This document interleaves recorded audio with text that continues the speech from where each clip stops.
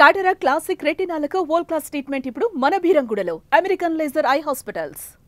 అంత మాత్రాన అలిగి కూర్చుంటామే తప్ప ఆయన వదిలి వెళ్ళలేము, వెళ్ళం కూడా. ఓకే, అంటే అలాంటి ఎమోషనల్ కనెక్షన్ జగన్ గారితో ఉంటుంది. ఇప్పుడు రాజకీయాలు అందరికీ సాటిస్ఫై చేయలేం కదా, అంతే కదా. నాకు ఒకటి అవ్వాలని ఉంటుంది, ఆయన ఏదో పరిస్థితి నాకు ఇవ్వలేకపోవచ్చు.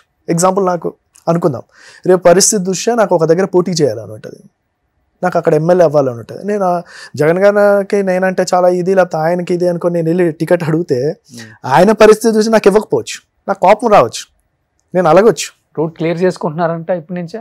అచ్చా, చాలా లేదా? Not at.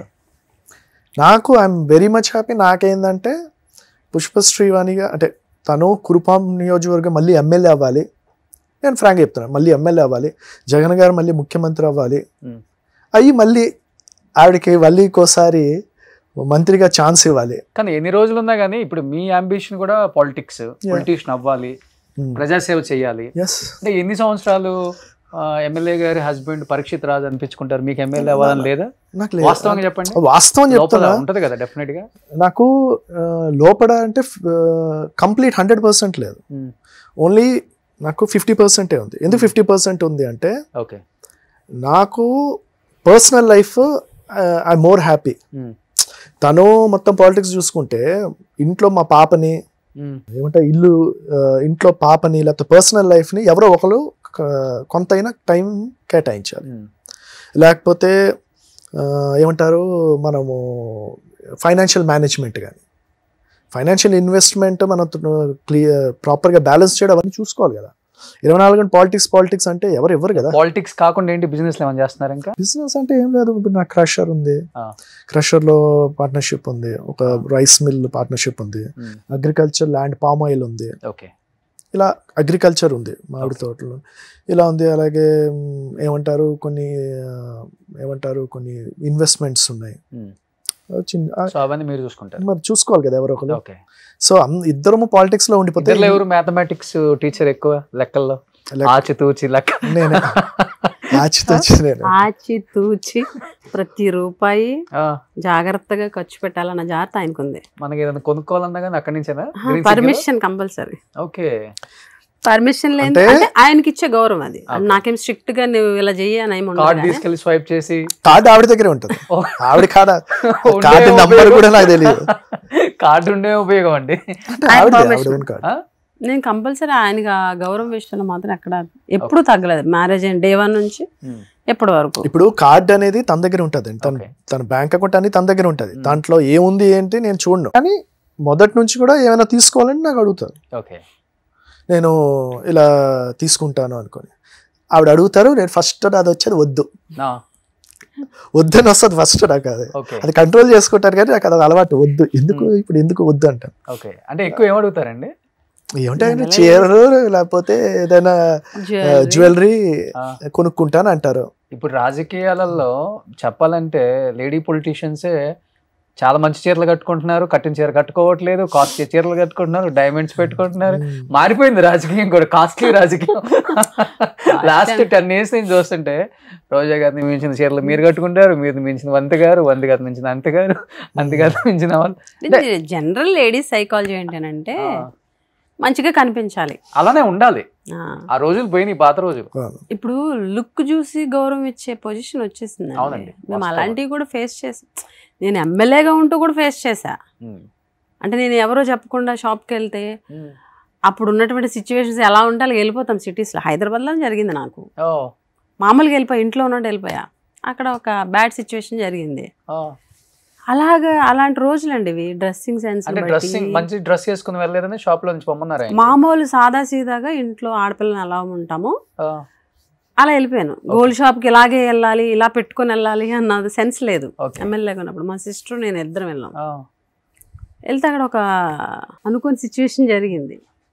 అంటే మనం ఏదో సేమ్ మన జరిగిన ఒక సినిమా జరిగింది కదా, ఆ సేమ్ అలాగే జరిగింది.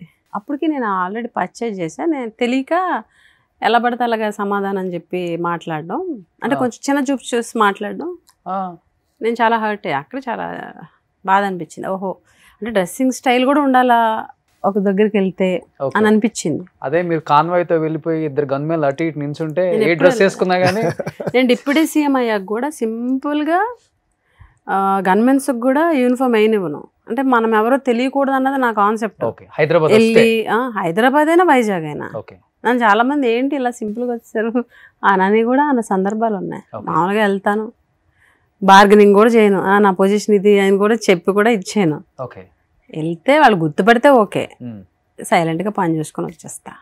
సో ఆ రోజులు అలా ఉన్నాయి. డ్రెస్సింగ్ సెన్స్ని బట్టి, ఫేస్ వాల్యూని బట్టి గౌరవం ఇచ్చే రోజులు వచ్చేసినాయి కాబట్టి కంపల్సరీ ఏ ఉమెన్ అయినా జాగ్రత్తగా మెయింటైన్ చేయాలి సిచ్యువేషన్స్ తగ్గట్టు. అందులో భాగమే ఈ చీరలు కానీ చిన్న చిన్న పెట్టుకునే వస్తువులు కానీ, అంతే, అంతకుమించి ఏం లేదు. ఓకే లైఫ్ లో అంతకుమించి కోరికలు కూడా ఏముంటాయి? ఎప్పుడు జనం మధ్యలో ఉంటాం. నేను ఎప్పుడు అడిగేది బట్టల విషయము, ఎప్పుడైనా గోల్డ్ కొనుక్కుంటే అడుగుతాను. ఫస్ట్ ఆయన నిజం చెప్పి 100% ఆయనకి ఏంటంటే ఫేర్ గా మాట్లాడేస్తారు. ఎలా ఉన్నది ఫస్ట్ వద్దంటానే అంటారు. వద్దనే సరే మొహం డల్ అయిపోతుంది. వద్దు అంటే ఇంట్లో చాలా ఉన్నాయి వద్దని అర్థం మగవాళ్ళది. వద్దనే సరే డల్ అయిపోతుంది. డల్ అయితే ఒకేసారి ఇల్లు అంతా సైలెంట్ అయిపోతుంది. ఓకే మళ్ళీ అని ఒకటిసారి కొనుక్కుంటాం అంతే. ఇప్పుడు మన ఇంటర్వ్యూ పుణ్యమన్నా హైదరాబాద్ వచ్చారు, షాపింగ్ చేయండి, దసరా వస్తుంది. ఆబ్వియస్ గా చేస్తాం కదా, మళ్ళీ ఒప్పించి. కానీ ఇప్పుడు కూతురు విషయంలో నో చెప్తున్నారా? షాపింగ్ షాపింగ్ కానీ ఏదైనా కానీ కూతురు అంటే ఇప్పుడు తను ఇంకా అడిగే స్టేజ్ కాదు కదా. తీసుకున్న దాంట్లో నో చెప్పరు కదా. ఇప్పుడు నేనే ఎక్కువ పాపకు తీసుకుంటా ఉంటాను. అంటే ఖర్చు విషయంలో చాలా జాగ్రత్త. ఓకే అంటే రూపాయి విలువ ఇప్పుడు తెలీదు, తర్వాత తెలుస్తుంది. అలా ఖర్చు పెట్టకూడదని డబ్బుల విషయం చాలా జాగ్రత్త. కానీ పెద్ద కుటుంబం కదా మీది, చాలా పెద్ద కుటుంబం, రాజకీయంగా చాలా డబ్బు చూసుంటారు, డైమండ్ స్పూన్. అలాంటిది ఇది ఎక్కడి నుంచి వచ్చింది మీకు? అంటే ఏ పరిస్థితుల్లో? అంటే రాజకీయంగా పెద్ద కుటుంబం కానీ ఫైనాన్షియల్ గా మాకు పెద్దగా అంత ఇది కాదు, మీడియమే. అంటే మా వాళ్ళు ఏంటంటే అప్పుడు జమీందారీ టైంలోనే భూములు పంచుకుంటూ తరిగేస్తారు. పాలిటిక్స్కి వచ్చిన తర్వాత ఏంటంటే సంపాదన అవన్నీ ఏం కాదు. అంటే మా ఏరియాలో ఎవరైనా చెప్తారు పాలిటిక్స్ మనం ఏంటంటే ఒక పదవి, గౌరవం అండ్ జనాల్లో ఒక పేరు ఉండాలి, ఎప్పుడు గెలవాలి అన్న తాపత్రయమే తప్ప సంపాదించాలి అనేది ఎప్పుడూ లేదు. ఆనవాయితీ మా నియోజకవర్గం పెద్దగా ఉండదు, సంపాదన అనేది రాజకీయాల్లో పెద్దగా ఉండదు. ఫస్ట్ టైం అనుకుంటా మీ అంటే మీకు ఊహ తెలిసిన తర్వాత ఓటమి అనేది చూసింది మీరు మీ ఫ్యామిలీ? ఇదే ఫస్ట్ టైమా? First time. ఓకే మీ పెద్దనాన్నగారు 4-5 టైమ్స్? మా నాన్నగారు చేశారు, 1 టైం చేశారు, తర్వాత ఓడిపోయారు. ఓకే మా ఫాదర్. పెద్దనాన్నగారు చేశారు కదా ముందు? మా పెద్దనాన్నగారు చేశారు. 4 టైమ్స్ ఏం చేశారు అనుకుంటా? మా పెద్దనాన్నగారు 7 times MLA. 7 times.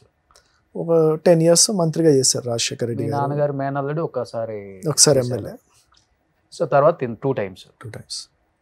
First time ఓడిపోవటం అయితే అంతే, ఫస్ట్ టైం ఓడిపోవడం. నేను 3rd టైం పోటీ చేశాను, 2 టైమ్స్ గెలిచా, ఈ టైం ఈసారి ఓడిపోయారు. హ్యాట్రిక్ కొడతాను అనుకున్నారు కదా మీరు? 100% అనుకున్నాం. ఇప్పటికీ నేను చెప్తాను హ్యాట్రిక్ కొడతామని అనుకున్నాను. ఎలక్షన్ జరిగిన తర్వాత ఎగ్జిట్ పోల్స్ అప్పుడు కూడా